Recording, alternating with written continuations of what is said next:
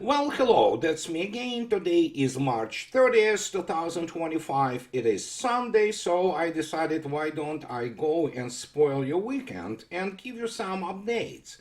And those are important updates because they fit extremely well with the whole, if you wish, the white thread, so to speak, or the pivotal idea of my latest book, of course, which is America's Final War.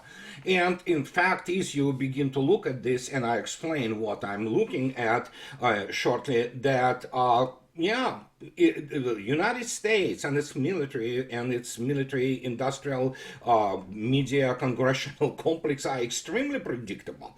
But before we go, let me get you back, so to speak. 2 days ago, or 3 days ago, 27th, so I think. So I was making the review of this report, intelligence assessment, threat assessment, which is, of course, yeah, it's laughable in the sense of how childish it is when trying to use pretty much the same methods which have been used by the, let's say, 22nd or 24th or 25th, for that matter, Congress of Russian or Soviet Communist Party. And during those congresses, all those, basically tropes and slogans which have been so stale by then have been repeated time after time after time. But these are mantras. United States as it exists today cannot live without mantras, such as we are the best and, American military is the mightiest of them all. But look at this. And that explains, I will explain to you why it affects the other things we'll be talking about today. So if you take a look back to the substance of this assessment. So let me show you. It's the phrase which I didn't specifically focus last time, but we will focus again. It is obviously better assessment than any kind of previous assessments of this nature have been issued in the United States, which were primarily nothing more than propaganda. And as I already stated many times, I will repeat it ad nauseam, the United States doesn't do strategy, doesn't know how to do it. But look at this. Here's the key phrase, which I not omitted, it was there, it just let's focus on this. So when talking about that essentially Russia is winning the war, begrudgingly admitted, of course, by Russians paying enormous costs, 150 million of Russians died and all that, it talks about that most Russian people continue to passively accept the war, and the emergence of an alternative to Putin probably is less likely now than at any point in his quarter-century rule. It is correct, but even in this phrase, which is correct assessment, that's what I'm saying. It's, as Larry Johnson stated, it's a hot mess, actually, this whole assessment, albeit better than the previous ones. But the question here is not that Russians passively accept the war. If you take a look at the what is called volunteer movement in Russia, and how much Russian people, not through all those shysters like, some of them trying to get into the Anglophone world, basically do what they do. They collect donations and then basically spend 10-20% of it on supplying some things to Russian army, and then the rest of it is, of course, as you understand, overhead, But reality is very many people, Russian people, donate, support, volunteer, and actually it is a really huge movement in Russia. And anybody who says that it is passively there, that, you cannot fix American view on wars and especially Russian history. And believe me, I speak with American veterans of the wars, and most of them are really decent people, even those people who with the PTSD. And this is one of the things which has to be explained about the PTSD. Russians also have PTSD, make no mistake. When you see the horrors, which are not even close, I mean, all these police operations in Iraq or Afghanistan, it's just a joke. I mean, militarily speaking, police operations, that's what they are. But when you see what armed forces of Ukraine and the NATO people did to Russian civilians, for example, I'm not going to be showing those videos. You can go and easily find them. For example, they executed children in Kursk area and then removed some organs.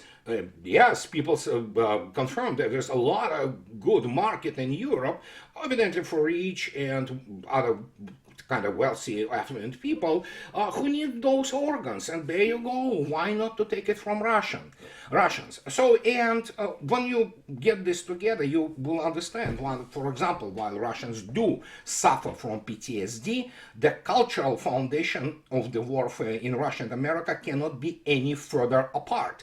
Russian PTSD people, they go back.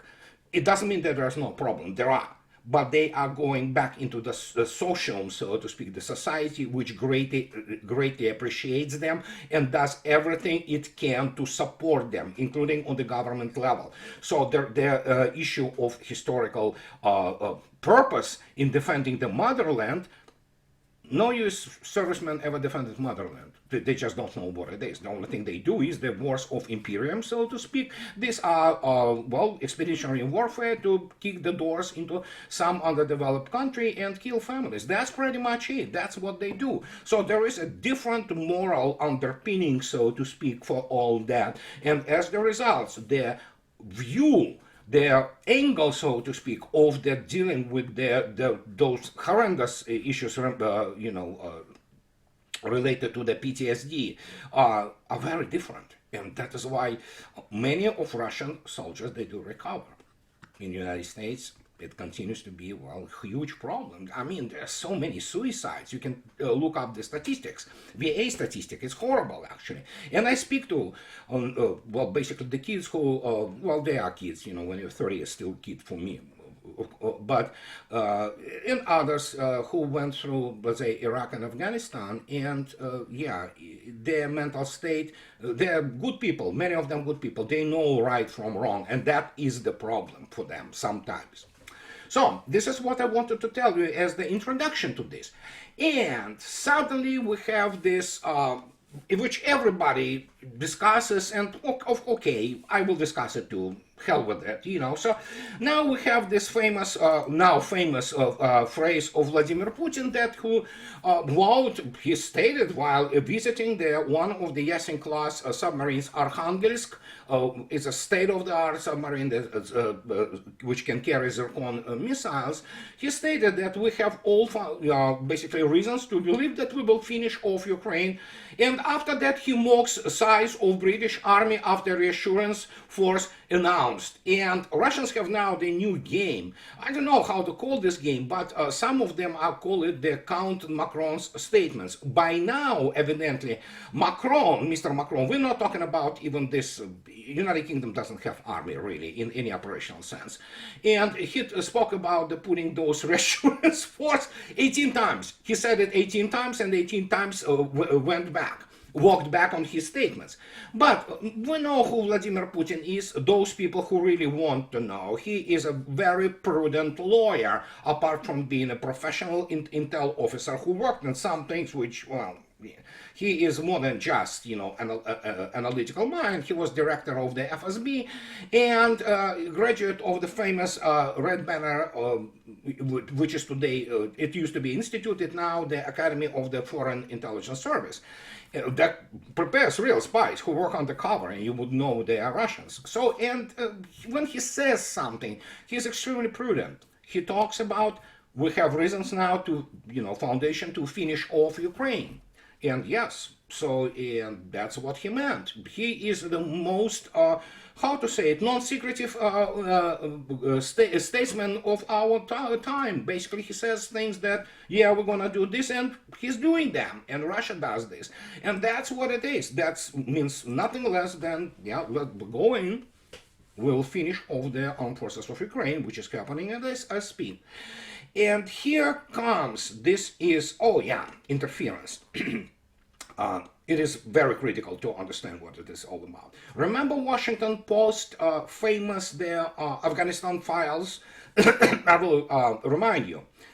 Sometime in the last 6 or 8 years, I will look it up, don't worry about it. So the Washington Post posted about the, you know, secret, so-called secret. In reality, United States secrecy is, well, full of holes as the Swiss cheese, because obviously there are leaks everywhere from any kind of angle, from top bottom. So, but they were talking about that United States essentially knew those American generals, which are not good. American generals are not good. So they knew already by 2006, 2007 that the war was lost, and they will continue to feed the political elite, which is in the United States is utterly incompetent militarily. That yeah, we're about to win, just a little bit more push. Well, basically Vietnam, So and now we have this situation. New York Times suddenly publishes the interference thing. Let me explain why this thing came out. It's not just because Mr. Trump has different views on the Russian-American relations, which is good. I always say that it's better to talk than to fight war. But because, well, it's the logic of the circumstances. And United States military stained itself, and as you will see yourself now, with atrocities which were committed against Russian population, Russophone population, all along the line of the combat contact.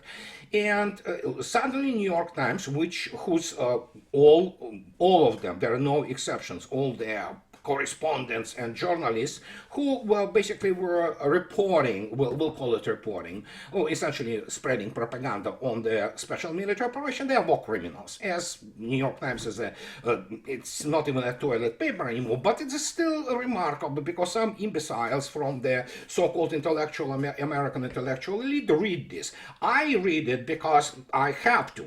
This is my job. It doesn't mean that I enjoy it, but I have to read it. And here what they basically disclose Polichinello secret that United States have been directly involved in the war in Ukraine. Of course it was. And we know why. Because American generals and American political elite hates Russian gods. And the more they kill Russians, the better. And this is what always was with American generals. They only know how to kill many people, and then they may become joyous just reporting on that. As Leo Tolstoy wrote about War and Peace. But read monologue of Prince Andrei on the eve of the Borodino battle. This is what is this all about. But look at this. So we have this.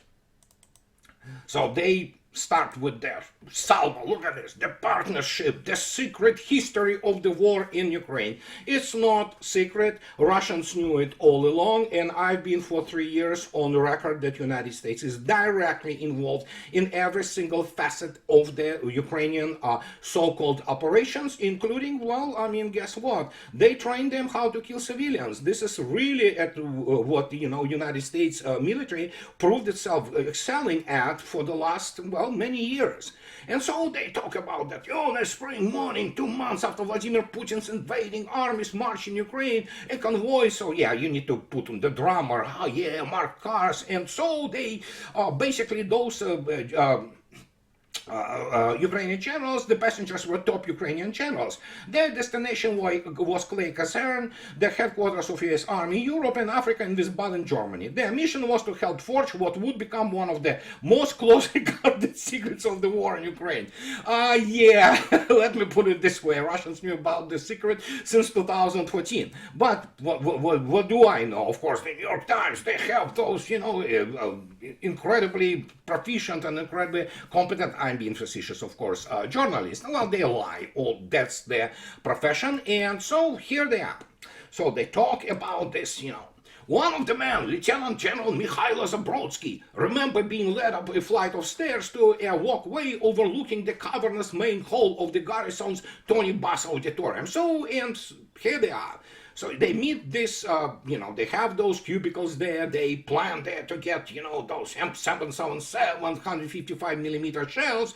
Then he was ushered into the office of Lieutenant General Christopher Donahue, commander of the 18th Airborne Corps, who proposed a partnership. Its evolution and inner workings visible to only a small circle of American and allied officials, that partnerships of intelligence, strategy, planning, and technology would become the secret weapon in what the Biden administration framed as its effort to both rescue Ukraine and protect the threatened post-World War II order.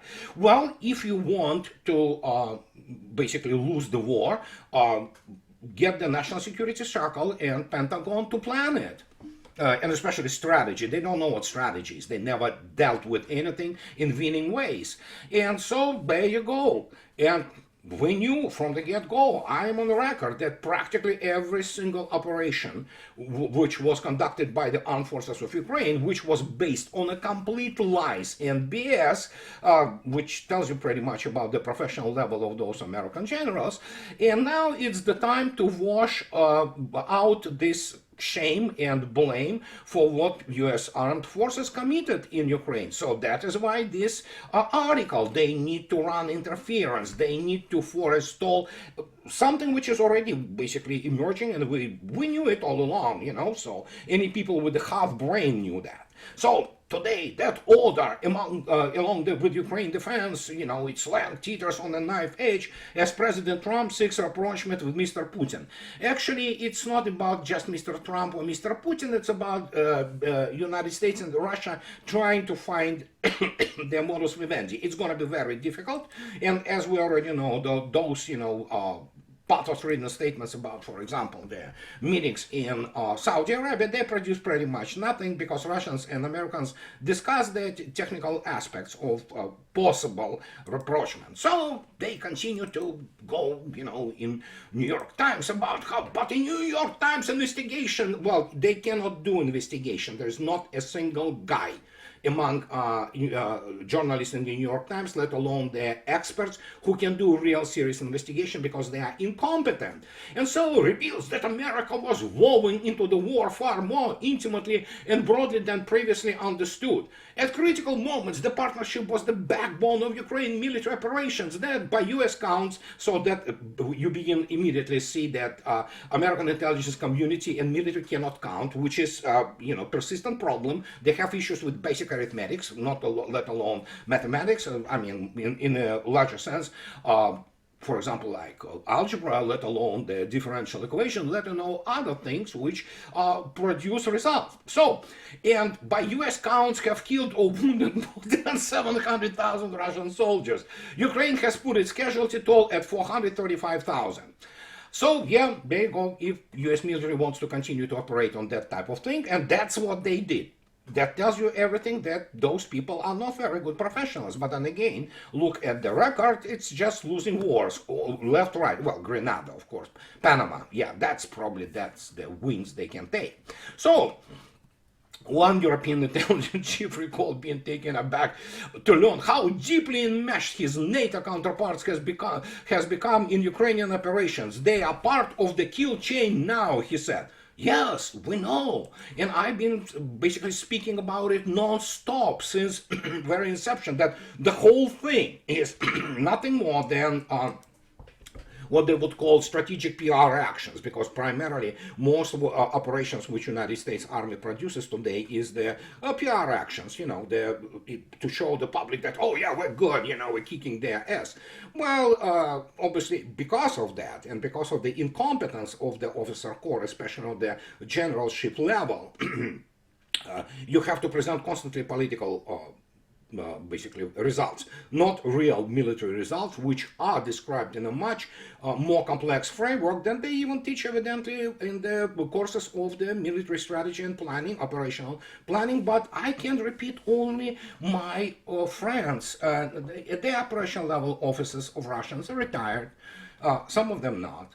And I can repeat it, it's one of them, Vladimir Trukhan, he stated from the get-go, from the 2022, of what I wrote for books, that they're not going to outthink us, they just can't. They don't have their, basically, history, they don't have record, they don't have this proper instruments, operational instruments, and combat command and control instruments to do so.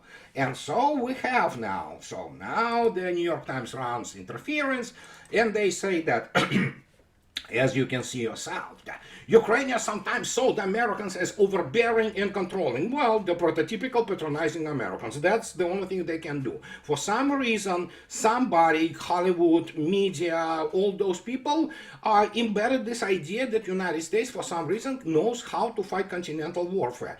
It doesn't. The last time United States fought real continental warfare was in 1944, 1945. After that, it has absolutely zero experience with fighting the war with the peer or near peer. And even those wars, it loses. So the Americans sometimes couldn't understand why the Ukrainians didn't simply accept good advice.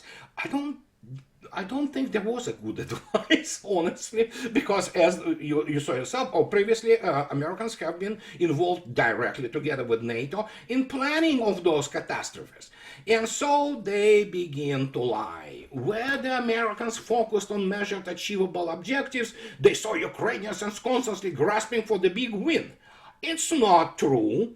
In the end, if you take a look at all this BS which they produced when Russians were doing the tour de force, which is demonstration of the force prior to the sabotage by the Biden administration and Boja of the negotiations in Istanbul, which happened in the April 2022. This was indeed Russian peacetime army going in and not trying to take Kiev or anything. It was demonstration of force. But no, they described it, and obviously they lied to themselves because they cannot say that, hey, we're not that good. We're not that good at operational planning. We're not that good at fighting wars. But let's imagine that Russians somehow went to take Kiev and failed, which Russians never had the objective to take Kiev. It was all demonstration. It was, just what is called maskirovka. So, and then they write, on a tactical level, the partnership yielded triumph upon triumph. Yet, as arguably the pivotal moment of the war in mid-2023, as the Ukrainian mounted a counteroffensive to build victorious momentum. I don't know if you remember my videos, everybody was laughing at this. And you cannot explain to average Pentagon planner, I mean, there are some competent people that even in 2022, Russians didn't lose operational initiative. But then again, you have to make them learn the actual terms and actual definition what operational initiative is, how it is woven into strategy, which U.S. military doesn't know what strategy is. It simply has no, essentially, toolkit to understand what strategy is. Enough to take a look at the procurement policies of the U.S. armed forces, ranging from the Air Force to Navy to Army. It is joke. It is a joke, and yet here we are. So these guys decided to play games with the Russian general staff, and as a result, they killed truckload of the up to 200,000 of the Ukrainians in this counteroffensive, which was, of course, designed and planned by the U.S. Army and those people. So Mr. Donahue, I understand he is a big-time general, the paratrooper corps and all that. Yeah, we get that. So the problem is, did they graduate Russian General Academy, Academy of the General Staff? No. Well, I can tell you that's the yardstick, that's the standard.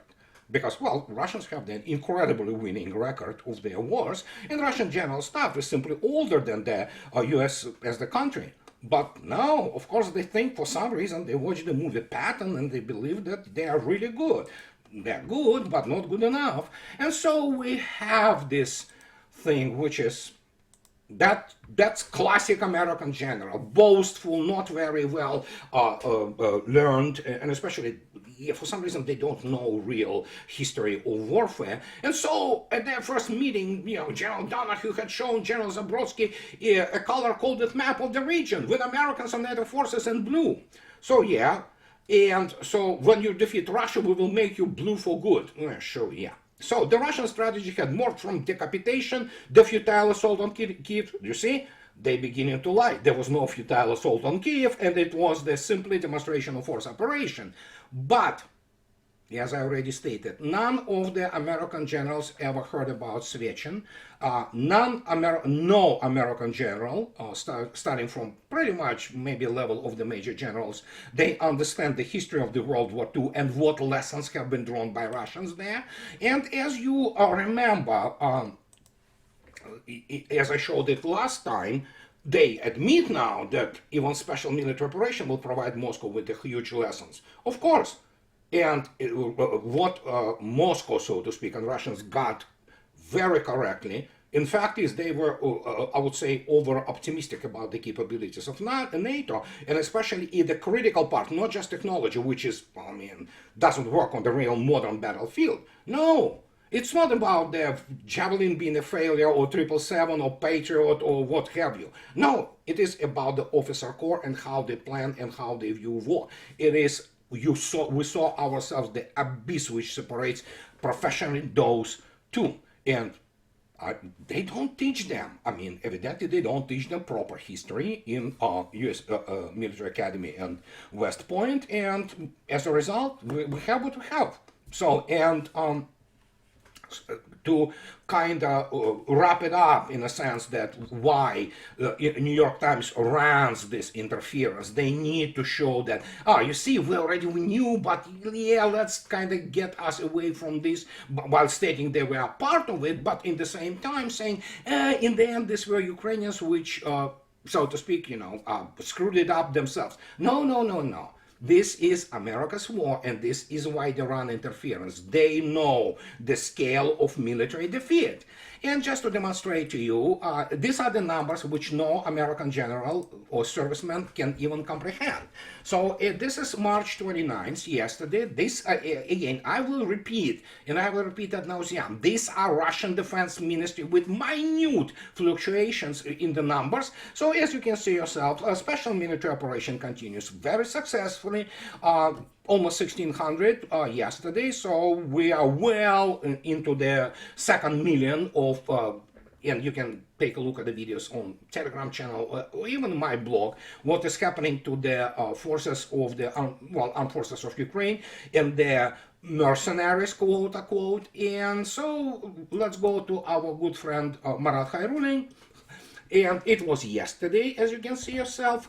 And as you can see yourself, Russians operate deep into the, Sumy region, which is, formerly Ukrainian territory. It's not going to be anymore, and the slaughter of the Ukrainian troops is unimaginable. And again, some people, like I remember, Trad Dog, people wrote in the in parameters about what kind of the possible casualties can U.S. Army expect if it decides to commit suicide.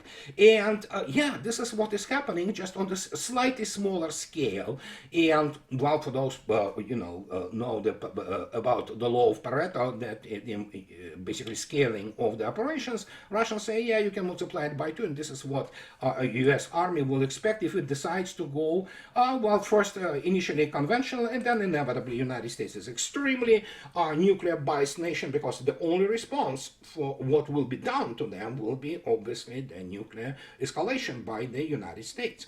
And this is what probably Trump understands, but we have wait and see. Meanwhile, those European chihuahuas continue to, pretend that, oh yeah, route of warning, so yeah, NATO issues direct World War threat to Vladimir Putin and warns of devastating retaliation if anyone were to miscalculate and think they can get away with an attack on Poland or any other ally. Yeah, sure. First, the Russians not gonna attack Poland if Poland doesn't attack Russia, which they still do, but it's kind of, always behind somebody's backs. But yeah, if Russians decide to, nobody can do anything about it.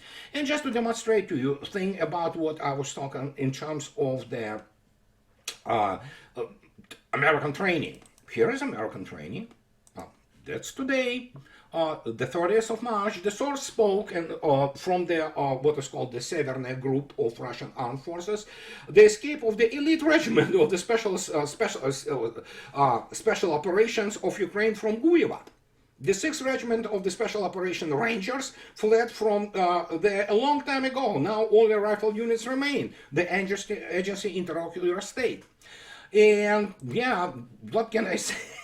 It's just, that's the way it is. And as you heard yourself, the whole adventurism from 2014 to today, it's in Ukraine was, United States and NATO essentially conceived and executed, and they failed miserably. They have been defeated militarily.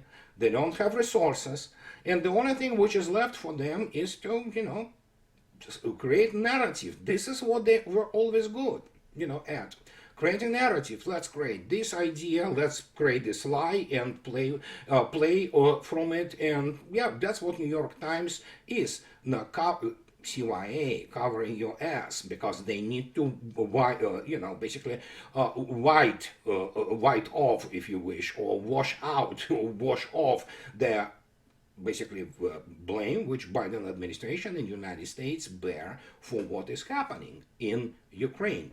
But in this case, as Mr. Putin already stated, we'll finish them off. That's it, and nothing can be done about it. Unless if United States wants to commit suicide and go and escalate towards the nuclear threshold. But as the events of the last week or so show, I don't think so. At least not now. Anyhow. So, and this is what I wanted to tell you today, to wrap up this weekend. And as always, guys, those who like what I do, please subscribe to my channel. And those who can afford, please support me on Patreon or buy me a coffee and tune. That will help me to maintain basically what I'm doing now. So, have a nice rest of your weekend, and I'll talk to you later, guys. Bye-bye.